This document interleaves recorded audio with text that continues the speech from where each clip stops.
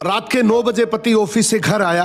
पत्नी ने आते ही उससे लड़ना शुरू कर दिया क्योंकि वो उसे पसंद नहीं करती थी। पति बोला मुझे खाना तो दे दो, बहुत भूख लगी है। पत्नी बोली खुद जाकर खा लो, मुझे तो नींद आ रही है। पति चुपचाप सुनता रहा और पत्नी पूरी रात उससे झगड़ती रही। जब सुबह हुई तो पति बोला मुझे नाश्ता तो दे दो।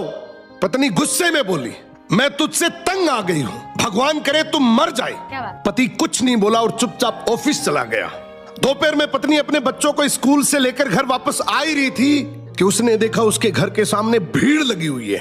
वो घबराकर पास गई तो देखा उसके पति की लाश घर के सामने पड़ी हुई है। उसके ऊपर कयामत सी टूट पड़ी। मन में सन्नाटा छा गया। लोग आपस में बात कर रहे थे कि कार से उसका एक्सीडेंट हुआ है। पत्नी जोर जोर से चीखने लगी और चिल्लाने लगी कि संजय उठ जाओ, अब मैं तुमसे कभी नहीं लड़ूंगी, तुम्हें कभी कुछ नहीं कहूंगी, मुझे कुछ नहीं चाहिए। उठो संजू, तुम्हें भूख लगी थी ना, चलो मैं खाना देती हूँ, मुझे छोड़कर मत जाओ, उठ जाओ।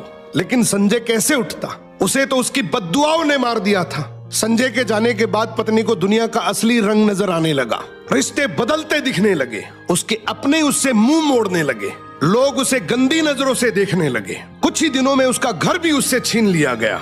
जो हिस्सा उसका बनता था ससुराल वालों ने उसे दे दिया। पति के मरने के बाद पत्नी को एहसास हुआ पति जैसा भी हो, चाहे पसंद का हो या नापसंद का, लेकिन वो औरत के सर का ताज होता है। अगर इस बात से सहमत हो तो कमेंट में यस टाइप करना। बहुत बड़ी बात बोल दी आपने।